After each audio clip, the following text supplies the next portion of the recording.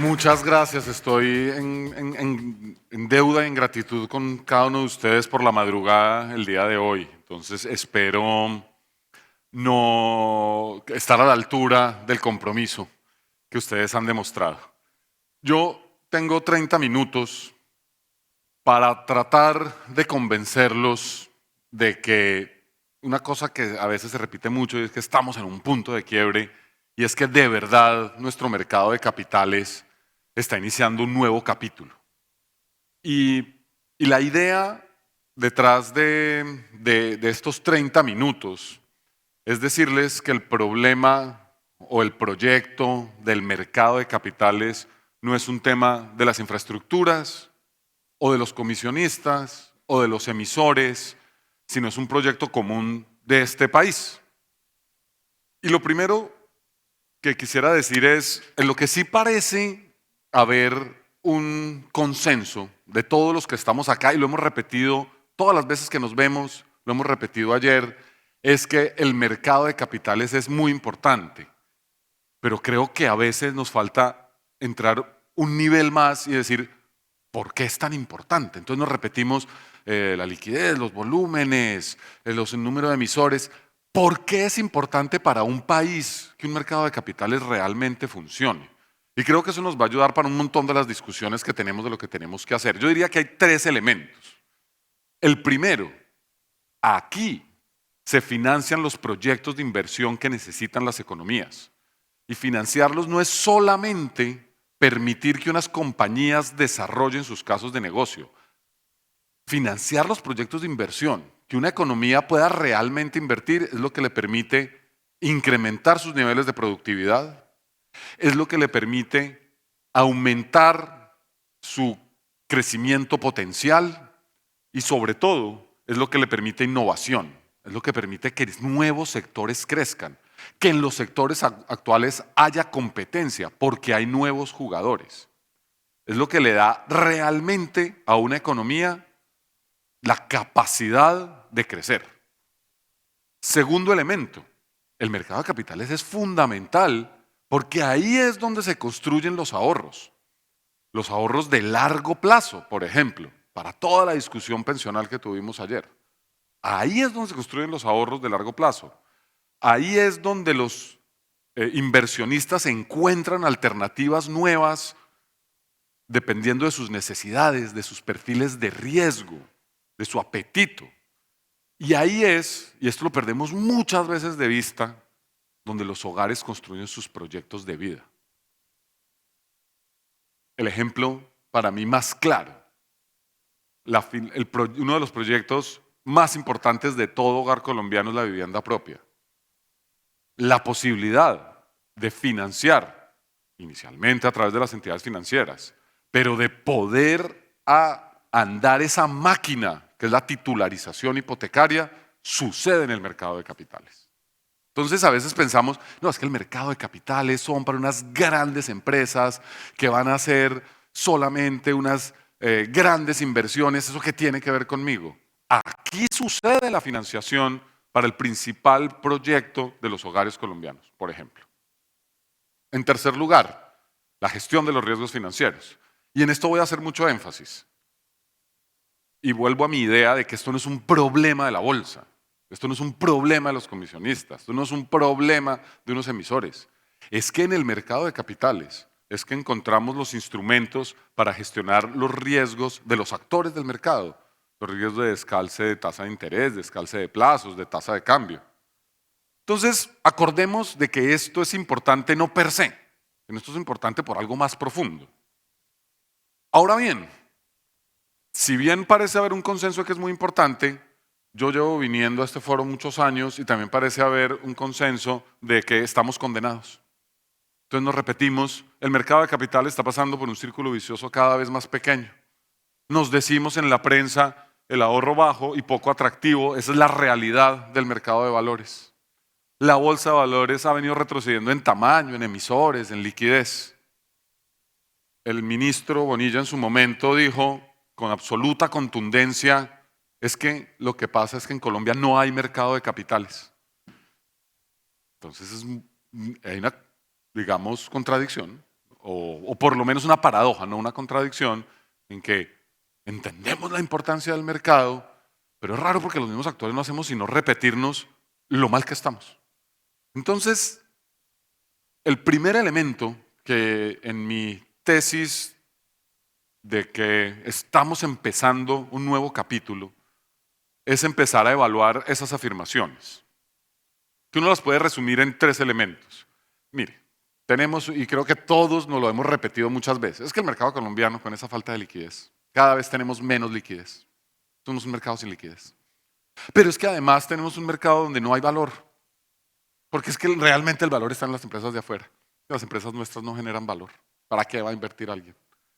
Y tan claro es eso que ya no hay participantes interesados. Y a uno le echan siempre en toda la historia, mire, la gente en realidad lo que quiere, y le muestran a uno el celular, lo que quiere es invertir afuera y a la gente no le interesa. Entonces, eso que se nos está volviendo casi que una verdad en las calles, yo sí quisiera, por lo menos que los que estamos acá, paremos un minuto y miremos. ¿Qué ha pasado con la liquidez? Aquí a la izquierda tienen el volumen promedio diario de negociación del mercado de acciones. Este año vamos en el volumen promedio diario más alto de los últimos 6 años. Vamos en un promedio de 140.000 millones de pesos. Hace 2 años estábamos en menos de 60.000 millones. Estamos lejos de lo que necesitamos, absolutamente de acuerdo. Pero esto es lejos de ser un mercado que se está marchitando. Una medida todavía más importante, el bid-offer spread, el costo de entrar, de participar en el mercado. Lo tomamos para el promedio de las acciones del Colcap, no para tomar las 2 o 3 mejores, el promedio.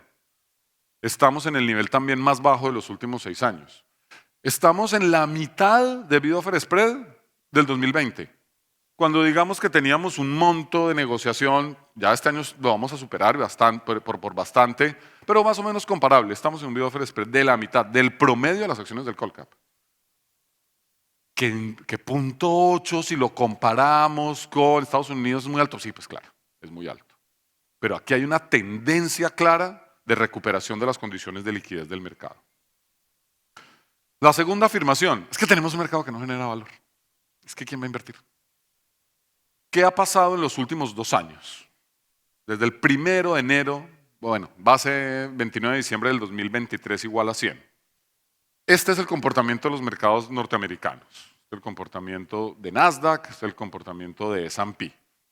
Una tendencia creciente a lo largo del 2024, ayer lo vimos, desde que se da un poco la elección de Trump se estabiliza, viene la discusión que ayer nos mostraban del tema de tarifas, hay una caída importante y una recuperación después en la medida en que el mercado empieza a entender con más claridad qué pasa. Entonces la teoría es que todo lo que pasa es Estados Unidos. Es que en Estados Unidos es el mercado, no tiene mucho sentido otros mercados. ¿Qué le pasó a los otros mercados, a los grandes mercados de América Latina? ¿Qué le pasó a Brasil y a México? Otra historia totalmente distinta. No tuvieron la subida del 2024, la caída en febrero, marzo del 25 fue muy tenue y después se mantuvo más o menos en ese nivel. Es decir, después de 2 años, los 2 principales mercados de América Latina tuvieron un comportamiento claramente diferente y básicamente sin retorno. Esto es retorno del índice, sin dividendos. ¿Qué le pasó a Colombia? Que es ese mercado que no tiene valor, que allá no hay empresas. Es el amarillo. Y nos hemos repetido que vamos muy bien este año. Entonces aquí estamos tomando 2, pues, desde enero del 24, año y 8 meses. Este es el comportamiento del Colcap. Estamos acumulando un crecimiento del 54%. Estamos acumulando un crecimiento que desde el inicio del 24, por ejemplo, fue superior al retorno de los índices de Estados Unidos. Estamos acumulando un crecimiento que mostró una recuperación desde inicios del 25 mucho más poderosa. Yo aquí no quiero sugerir que consistentemente las acciones colombianas serán una mejor inversión de las de Estados Unidos. Lo que quiero enfatizar es que aquí hay unas oportunidades de generación de valor muy importantes. Y quienes se quedaron con la historia del slide de hace 4 slides, de que aquí no hay valor, se perdieron esto. Y eso sí creo que es una reflexión que nos tenemos que hacer como mercado. O sea, repetirnos eso ha hecho a muchos inversionistas y clientes perderse este resultado. Pero la generación de valor no es solo en temas de índices. Yo quiero mostrarles ejemplos particulares de cómo acciones específicas han tenido una recuperación brillante por la gestión de las empresas. Esto es un mérito de los empresarios, no de la bolsa. Esto es un mérito de los emisores. Pero fíjense una dinámica muy interesante que creo que no hemos mirado. Estamos graficando acá en rojo el valor de las acciones y en amarillo el consenso de los analistas sobre su precio objetivo. Entonces, fíjense lo que hace un mercado que descubre valor. Arriba, Cementos Argos. Arranca en 3.300 pesos a inicios del 23, el precio objetivo era 4.600. En la medida en que el precio de la acción, el observado, empieza a subir, el precio objetivo de los inversionistas empieza a subir consistentemente. El mercado empieza a decir, no, pero si aquí está generando valor, pues miremos en más detalle cuál es la tesis de inversión de esta empresa. Y empieza consistentemente a subir.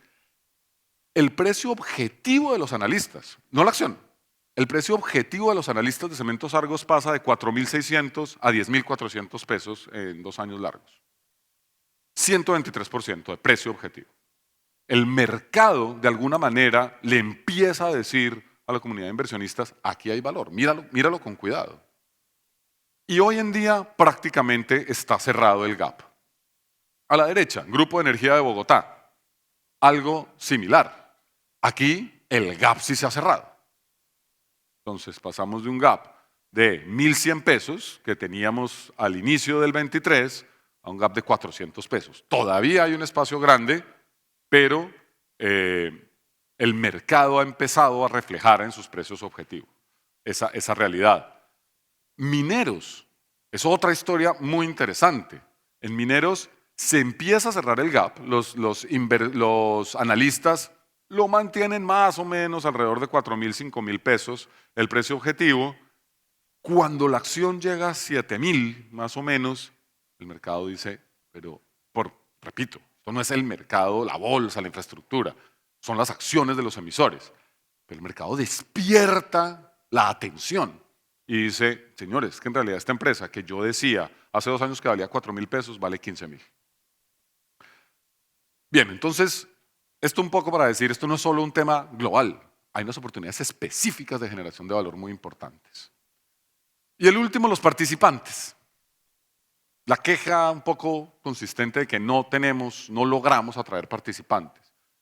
A mano izquierda, las cuentas en el depósito, personas que tienen o inversionistas que tienen cuentas. La línea negra, el número de inversionistas, personas que han hecho por lo menos una inversión en acciones este año. Además de la subida, yo quisiera volver a comparar con ustedes. Cuando hace 5 años logramos los 130.000 o 125.000 millones de pesos de valor promedio diario con 27.000 inversionistas en el año.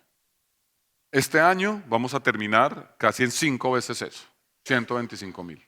Necesitamos que sean más, necesitamos que sean muchos más para hacer un mercado realmente fuerte. Pero el cambio, digamos, es dramático. Y si lo quieren ver por participantes, esto no es la posición neta, esto es la participación en las negociaciones. Estamos hablando de calidad de mercado, no estamos hablando de que todo el mundo quiere entrar. Estamos hablando de calidad de mercado. Todos los actores han tenido crecimientos de 2 dígitos.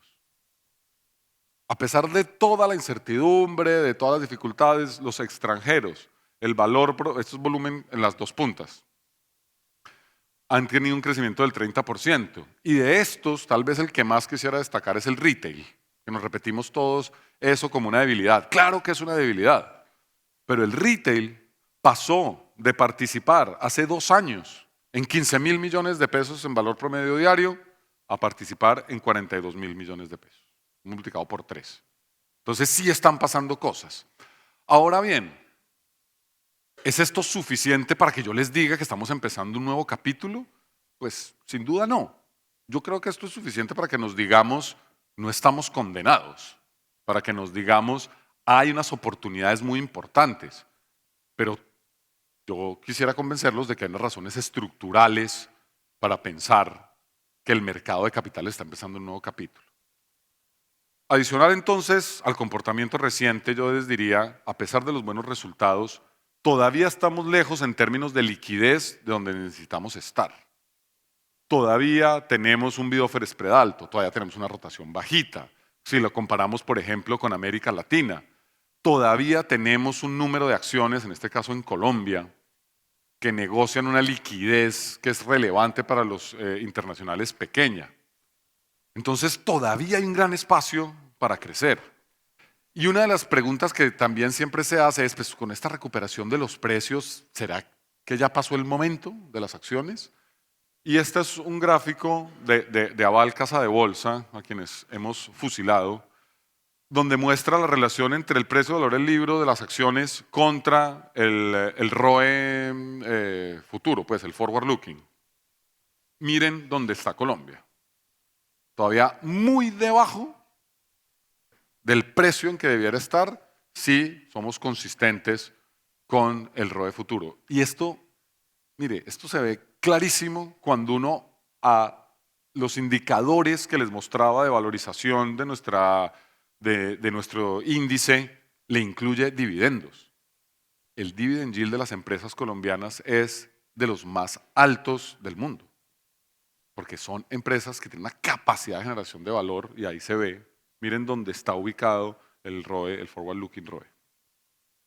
Bien. Para el país, yo les decía que la discusión del mercado es central, básicamente por este punto que quiero hacer. Esta es la evolución de más largo plazo, creo que nos hemos repetido mucho qué ha pasado con la inversión. Entonces la comparamos y es muy bajita, pero yo sí quiero que veamos esto en un contexto, aquí lo hemos hecho de casi 20 años. Este fue un país que registró tasas de inversión, de formación bruta de capital como proporción del PIB, alrededor del 23-24% hasta el 2015 más o menos. A partir de ahí empezamos a caer, pero estábamos en niveles por encima del 20%. Completamos 5 años con tasas por debajo del 20%, que el año pasado estuvieron por debajo del 17%. El país gris es un país fundamentalmente distinto del país verde. Es un país con una capacidad de crecimiento totalmente distinta. Es un país que tiene la capacidad de enfrentar los temas sociales y los temas fiscales totalmente distintos. Con un crecimiento en la inversión como el que tenemos ahí, los problemas estructurales del país no se van a solucionar. Y ahí es donde entra nuestra discusión, porque una combinación de alto consumo y baja inversión es insostenible. Y ahí entra la discusión de mercado de capitales, porque si vemos estos mismos periodos desde el punto de vista de la financiación, de nosotros como aparato que financia la inversión, vemos esta foto.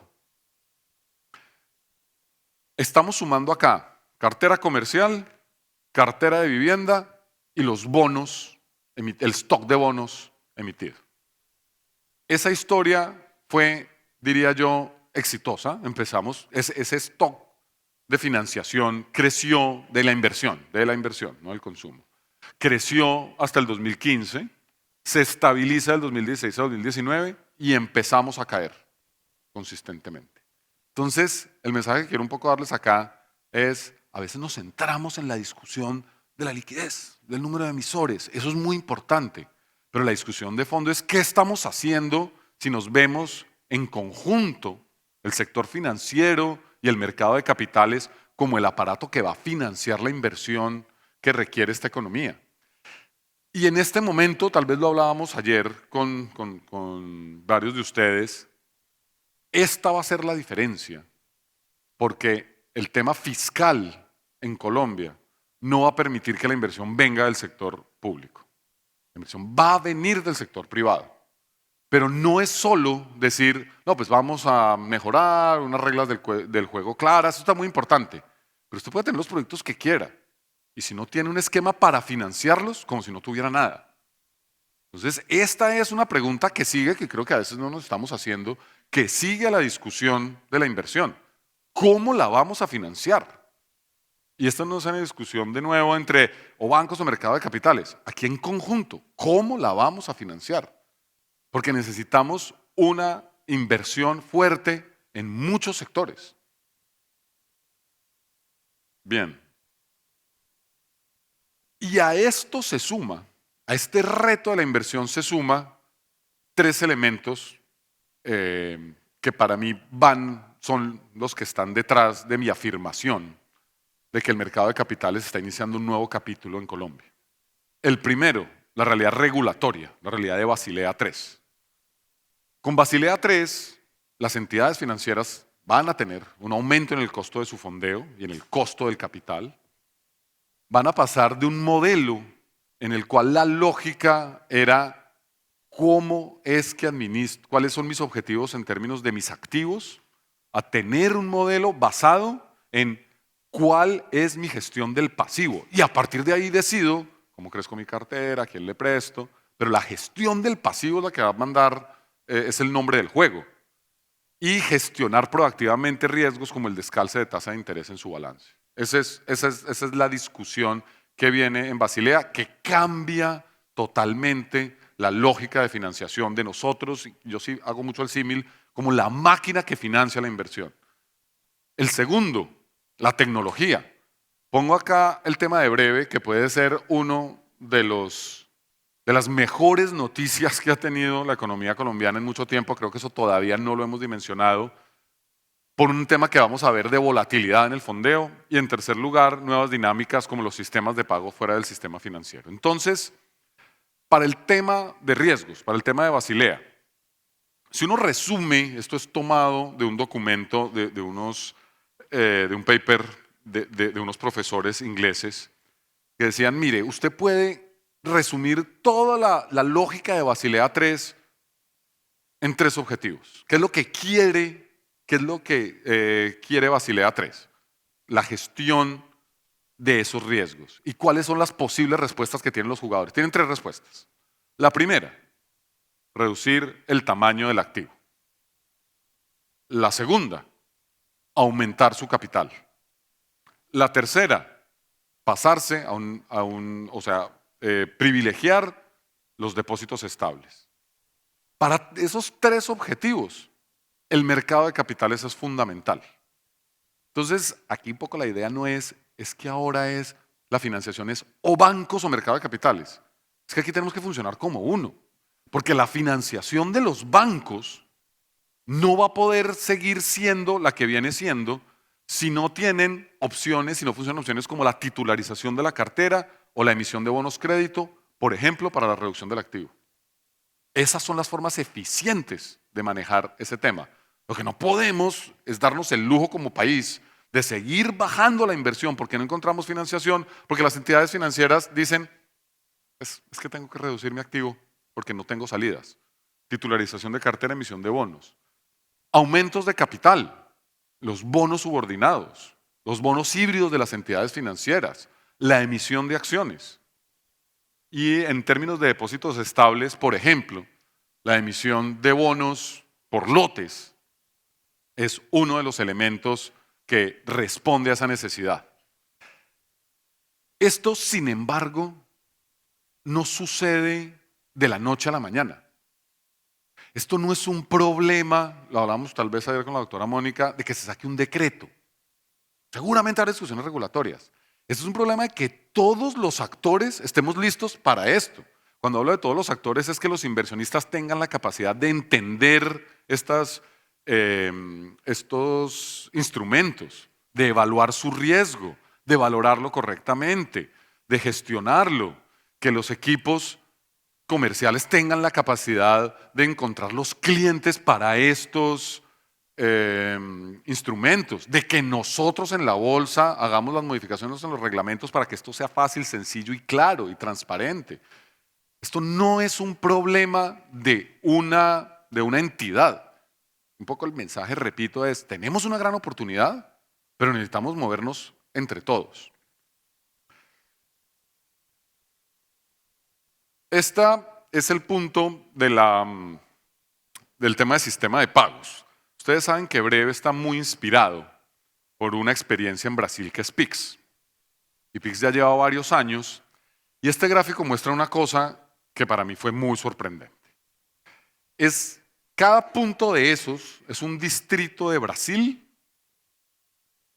con sobre el eje horizontal el Pix per cápita, número de habitantes en ese distrito que tienen Pix, es decir, la posibilidad de pasar sus depósitos sin costo, sin restricciones entre entidades financieras. Y en el eje vertical lo que tenemos es la sensibilidad de la tasa de remuneración de los depósitos de las entidades financieras en esas mismas ciudades. Hacia abajo, más sensible. Y la relación es directa. O sea, las entidades financieras se van a enfrentar a una realidad en la medida en que Breve se vaya profundizando y es tener unos depósitos, una remuneración de depósitos mucho más volátil. Entonces, a mayor penetración, mayor sensibilidad de los depósitos a la política monetaria, mayor volatilidad. De nuevo, la apuesta por el retail, que es lo que está aquí atrás, ya no puede verse simple y llanamente como ahí están mis depósitos estables. Claro, va a haber un pedazo que seguirá siendo depósito estable, pero la necesidad de gestionar de nuevo el pasivo se vuelve aún más crítica con este tipo de cosas. Y por eso la necesidad de que haya unos instrumentos del mercado de capitales que le den ese fondeo estable a las entidades financieras. Y mi tercer elemento de por qué creo que estamos empezando un nuevo capítulo, y es el tema de integración. Todos aquí creo que han repetido lo importante de la integración. Yo solo quiero cerrar mostrando por qué creemos en esta apuesta, porque sí creemos que esta es una apuesta estructural para el mercado de capitales. Es porque hacemos tres cosas. Porque la calidad de un mercado depende críticamente de que usted tenga muchas más contrapartes y muchos más actores con los que encontrarse.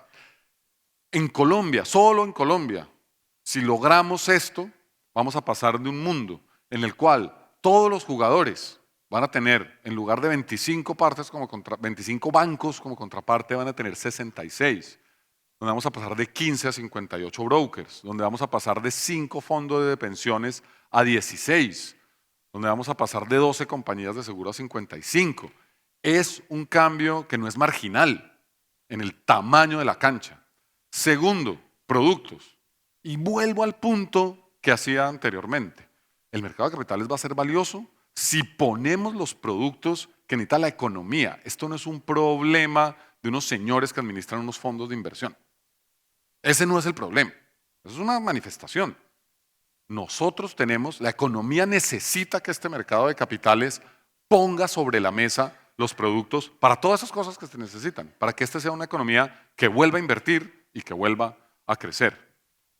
Y los temas de infraestructura, es decir, tener un ecosistema, vamos a tener la apuesta de tener un ecosistema multimoneda, es decir, un ecosistema que de verdad atienda las posibilidades, tanto en la negociación como en la liquidación como en la compensación de los actores de los tres países.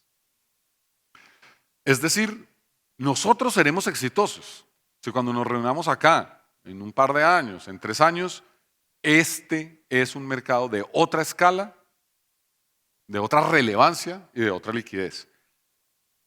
Y yo quisiera cerrar diciéndoles que ese no es, yo creo que es importante en estas discusiones no perder de vista de por qué lo hacemos.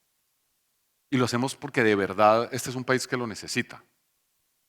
No por generar unos negocios particulares que son muy importantes, sino porque la inversión que necesita este país, la capacidad de tener la economía con los empleos formales, con los empleos que necesitan las familias, pasa si aquí hacemos bien la tarea.